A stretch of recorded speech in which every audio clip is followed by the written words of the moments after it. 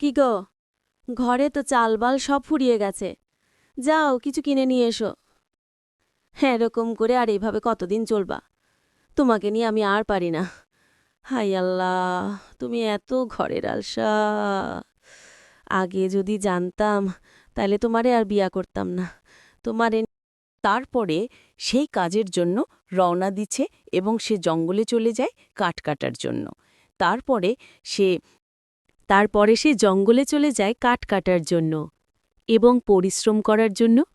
তার তারপরে জঙ্গলে গিয়ে অনেক পরিশ্রম করতে থাকে এবং অনেক কাজ কাটতে থাকে। কাজ শেষে বাড়ি চলে যায়। তারপরে তার কাজ শেষে এসে বাড়ি চলে যাচ্ছে। তারে গিয়ে বলে, এই কাজ আর করা যাবে না, বুঝছো? এই কাজ আর করা যাবে না, এই কাজে আয় উন্নতি হচ্ছে না, কি করে এভাবে তো আর চলবে না, আর এইভাবে তো সংসার চলা যায় না। আর আমাদের তো একটা মেয়ে আছে না, মেয়েটার তো ভবিষ্যৎ করতে হবে। মেয়েটা যদি ভবিষ্যৎ না করি, মানুষ তো আমাদের খারাপ বলবে।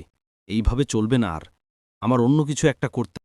আমি তো তোমাকে বিয়ের পর থেকে দেখতেছি, তোমার এই কাজ ভালো লাগে না, এই কাজও হয় না, তুমি কি করে খাবা? কিভাবে কি আর সংসার চলা যায় তোমার সাথে? যেন আমার বাবা আমাকে কেন বিয়ে দিয়েছে একমাত্র আল্লাহ তাআলা জানে। তোমাকে নিয়ে আর পারি না। তোমার সাথে কি দেখে আমাকে বিয়ে দিয়েছে একমাত্র আল্লাহ জানে। তুমি একটা ভালো কিছু করো, চলবে না এভাবে আর।